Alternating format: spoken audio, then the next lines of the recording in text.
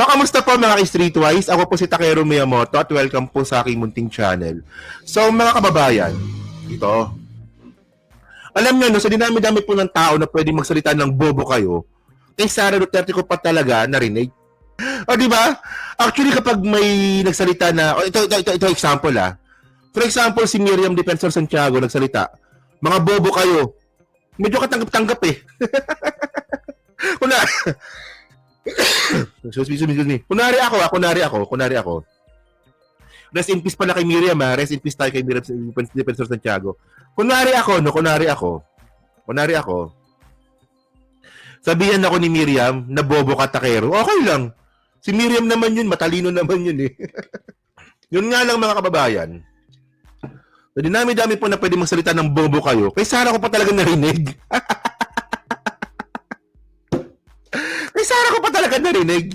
O, kamusta na ang The Big Five, sir?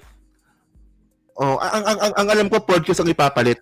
Oo, ang alam ko podcast. Oo. Wait lang po natin, no. Oo, yan. So, ay di na nakipag-away. Oh, ngayon kung magre-reaction sa sinabi ko, bahala na siya. Hindi ko siya papatulan. Ganun lang. Kung magre-reaction siya, totoo naman sinabi ko eh. Kung magre-reaction, hindi ko siya papatulan. Oo. So, ngayon mga kababayan, okay.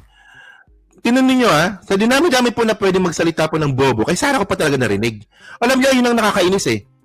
Yung magsalita ng bobo, yung isang mas bobo sa'yo. So, tinan niyo ito, sabi ngayon, sumemplang siya ngayon. Hanggang ngayon, hindi pa rin po natin naririnig yung sagot ni Sara, dito nga po, sa tinatanong sa kanya. Kasi tandaan niyo kay Sara po nagsimula yung word na bobo. Okay? So, tama sa kura, di ba? Oh, may case si Miriam Santiago magsabi ng bobo kay Sara, di ba? Pag ako sinabihan akong bobo ka, Takeru, ni Miriam, okay lang. It's a pleasure. Si Miriam naman yan eh. Hindi ko kaya yung level ng utak niyan eh. Kasi sabihin akong bobo yan, okay lang sa akin. O, importante napansin mo ako, di ba? Pleasure na yung mapansin mo ako. So, ngayon, tingnan nyo to Malacanang on VP Sara's refusal to detail foreign trips. Kung walang may report, baka walang trabaho. Nagsimula nga po ito doon sa bobo remark nga po ni Sara. So alam naman po natin na si Sara Duterte nga po, no, umalis po ng bansa. Ilan yun, di ba? 5 bansa ba? Tama ba? Correct me if I'm wrong 5 bansa ba yun sa loob ng less than a month? Di ba? So ngayon, syempre, ang sabi ni Sara, personal trip naman yun, pero nagtatrabaho ako. Ngayon, kung nagtatrabaho ka, asan ang resibo na nagtatrabaho ka? Ngayon, ilang araw na po ito. Hindi pa rin po nagpapakita ng resibo si Sara kung ano bang ginawa niya sa abroad. O may resibo. O yung mga video na sinisira niya yung Pilipinas sa ibang bansa. Ayun. For country. Di ba? Qatar, Netherlands, Malaysia, tsaka Australia. Tama, di ba? Oh, naka-pwede pa yung South Korea niya. Oh, di ba?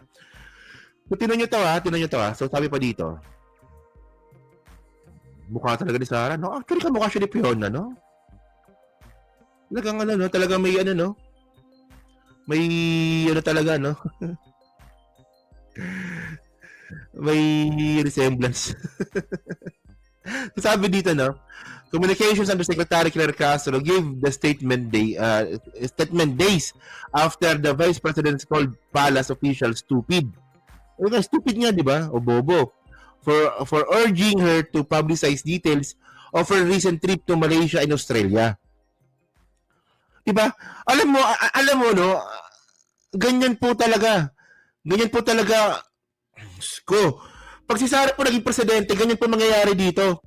Pag tinanong mo si Sara, sasagutin ka ng bobo. Ang sagot sa'yo, stupid.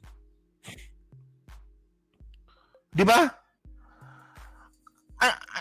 Ano ba nangyari doon? Ang nangyari doon, si Sara paalis-alis ng bansa. Sabi ni Claire Castro, ano bang ginawa niya doon? Ang sagot ni Sara, bobo ka pala eh. Parang alam nyo, parang teenager. Alam nyo no, yung nung teenager ako, ganun ako eh. Intindihin nyo ako. Hindi niyo ako naintindihan. Nalala ko nung mga bandang 18 anyos ako eh, no? Kapag nag-aaway kami ng magulang ko, no? Hindi niyo kasi ako naintindihan. So, ganun nata gusto ni Sarah. Kapag sinisita siya, intindihin niyo siya. Naku, napaka-immature. Diyos ko. Pag tinatanong, ganun ba dapat ang sagot? Especially, ano ka, diplomat ka? Public servant ka? Di ba? Oh. Diyos ko. Hindi ka naalala ko yun eh. Kasi dati kasi ano ko eh. Gala ako nun eh. Oh, ano ba? Saan magaling yan? Ano ginagawa mo sa buhay mo? Ganun yung tatay ko sa akin. Hindi niyo ako naintindihan. Oh, wala, parang teenager si Sarah talaga, no? So, ngayon, tinan nyo to, no? Hindi kasi ganun sinabi ni Sarah eh. Hindi niyo ako naintindihan kasi bobo kayo. Oh. Sabi niya pa dito, tinan nyo, sagot ni Claire, ha? Ang kakulangan sa kaalaman sa batas, sa ethical standards ay hindi may kukubli sa pagmumura o pag-insulto. O, di ba tama naman? Pag wala ka talagang alam, kahit anong itago mo dyan, mabibisto ka talaga. Oh. So kapag nagtatrabaho, dala ang posisyon, dala ang bandera ng Pilipinas, dapat ipaalam kung ano ang magandang resulta sa pagtatrabaho. O, tama. O nga, tama nga, di ba? Tingnan niyo ha. Aalis si Sarah, aalis siya, no, bilang vice presidente. O kung sana kung umalis siya bilang Sara Duterte, hindi po eh. Umalis po siya bilang vice presidente. So syempre, kailangan natin malaman ano bang ginawa mo sa bansa na yan. Eh ngayon, sabi, kay Sara din naman ang galing na kahit naman siya daw po ay personal trip yan, nag-function pa rin daw siya bilang vice presidente. So ano nga yun? Ba't wala kang mapakita? Ang tagal-tagal na. Alam niyo si Libayan, tanga po yan. Sa totoo lang, muli yan, na-comment mo. No. Tanga po yung si Libayan. May content na si Libayan eh, na ano, sabi ni Libayan, hindi daw totoo na pro-China si Sara. Ang babaw daw ng reason natin para daw mag-conclude tayo na si Sara daw po ay pro-China. Tapos yung pinagbasihan lang po ni Libayan, yung sinabi po ni Sara nung nakarang araw lang. Oo. Yung about sa missile, di ba, about sa dapat both sides, America, China, o para daw kay Randy Libayan. Randolph, no? Tama ba? Randolph Bill Libayan. Hindi raw sapat na dahilan daw yung para mag-conclude daw po na pro-China si Sara. Oh. So, ngayon mga kabayan, alam nyo, bakit Randolph yan, Randolph, oo. Ang tanong dito mga kababayan, bakit ka bumase dun sa isang video? Ba't di mo pagbasihan yung mga nakaraang statement ni Sara na wala siyang statement? At yung pagsalita-salita ni Sara ng Chinese. Oh, at bakit hindi mo rin pagbasihan yung ginawa ng tatay niya? 'Di ba nung presidente si Digong?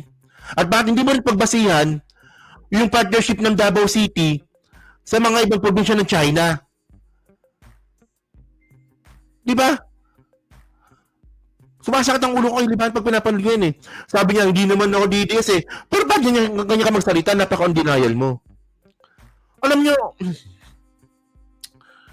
hindi nga, seriously, no? Nabububuhan ako kay Libayan. sabi pa ni Libayan, I subscribe to the statement of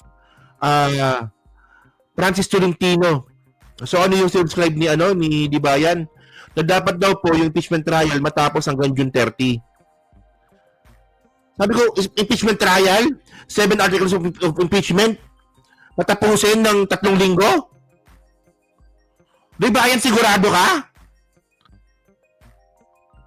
O, di ba? Sabi ko, ewan ko niya kay Libayan. Ano daw eh? One of the most hypocrite na lawyer vlogger sa Pilipinas kasi sabi niya, hindi daw tao, batas. Ay ang sabi niya. Ang pag-uusapan natin dito hindi tao kundi batas. O sige nga, mag-content ka nga ng walang tao. Mag-content ka nga ng walang tao. Samantalang dyan nagsimula si Libayan eh. Yung pagsawsaw po sa ibang mga malalaking vlogger. At Ivana Ilawi, at Makagago. Din siya nagsimula eh. Ano ba? Iwanan natin yan. Wala namang kwenta yan. So ngayon, pero masaya na si Libayan, masaya na, nanalo si Magalong eh. Ay, masaya na yan. Tuwan-tuwa na yan eh. Galing-galing. So ngayon, tinan nyo to, no? Sabi dito, kung walang may report, baka walang matrabaho. Castro then compared Duterte to President Ferdinand Marcos Jr., noting that the chief executive has always reported his dealings and activities overseas. Tama naman, di ba? Si PBBM, mga kababayan, pag umalis ng bansa yan, may report po yan. Di ba? Ay, hindi ko napanood yan. So, ano bang sinabi dyan ni Libayan? Yung hindi uobra yung second placer rule sa kaso ni Abante. Tama ba? Ayun ba yung sinabi ni Libayan? Tanga pala siya eh. Hindi po uobra po yung second placer rule kapag pinag-usapan dito local government. Pero pag national government po, ano po yan? Second placer rule po yan. Actually, kasi nakababahan ganito eh. Sa local government, mga kababayan, kapag na-disqualified po yung binoto ng taong bayan na mayor, mayroong successor, vice mayor. Meron din po sa governor, vice governor. Pero pag national, mga kababayan, for example, senator o kaya congressman, sino papalit mo dyan? Wala nga naman tumakbo yung isang distrito nang walang congressman.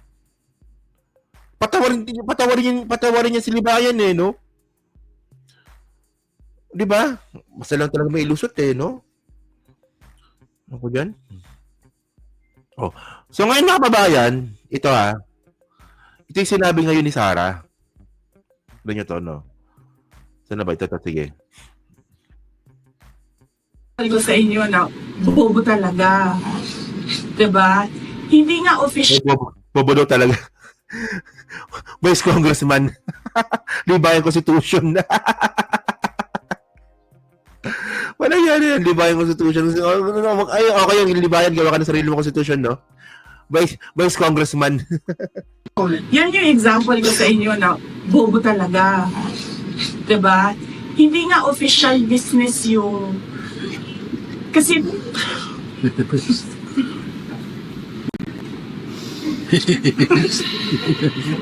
Diba? Sabi ko sa inyo, parang teenager eh. Parang teenager si Sara, no? Kailangan ko pa ba mag-explain? Sige, kailangan ko mag-explain nito, no? Kasi ang kausap mo medyo mahina, diba? So, sige. Kapag gumagamit ka ng pera ng gobyerno, yan yung official business. Kapag hindi mo ginagamit yung pera ng gobyerno, mag-leave ka at yan yung personal. Okay? Kapag gumagamit ka ng pera ng gobyerno, official business yan, kailangan mong mag-report. Magsabi ng report. Kapag personal siya at walang gamit ng pera ng gobyerno, hindi mo kailangan mag-report. So, ganun lang yan simple. Na kailangan ko pa i-explain. Hindi nga tatanga pala to. Ang point dito, umalis ka ng bansa, bitbit mo, vice presidente. Diba? Lumabas ka ng bansa, bitbit mo, Vice President of the Philippines, Sara Zimmerman Duterte. Carpio. Ata. Oo. Pero, sinabi niya rin po sa isang interview niya, na kahit po siya nagbakasyon, kahit po na personal trip po yung ginawa niya, nagtatrabaho pa rin po siya bilang vice presidente. So, kailangan ng report. Di ba? Sabi dito. Kailangan mag-report. So, ganun lang yan simple. Na kailangan ko pa i-explain. Kakulangan po sa kaalaman sa batas, sa ethical standards ay hindi po maikukubli sa pagmumura o pang-iinsulto. Simple lang naman po. Bakasyon o trabaho. Siya naman po ang nagbanggit na nagtatrabaho. Tama, di ba? Sinabi ni Sara yun eh. Di ba? Kahit na siya po ay hindi, kahit na personal trip daw po yun, nagtatrabaho pa rin daw po siya bilang vice presidente. So, kailangan ng report. Not on a holiday. So kapag nagtrabaho, dala ang posisyon, dala ang bandera ng Pilipinas, may official functions, ayon na rin sa RA 6713. Public office is a public trust. So dapat ipalam ano ang naging magandang resulta sa pagtatrabaho. Kung walang mai-report, baka walang natrabaho. News 5. Nakaperate tayo nito. So, ngayon, di ba? Tama, agree dyan, no? Nasanay kasi ang mga Duterte, no, na walang sumisita sa Davao. Totoo naman yun. Oo. Kaya nung si Sara po nasita, nagrumentada.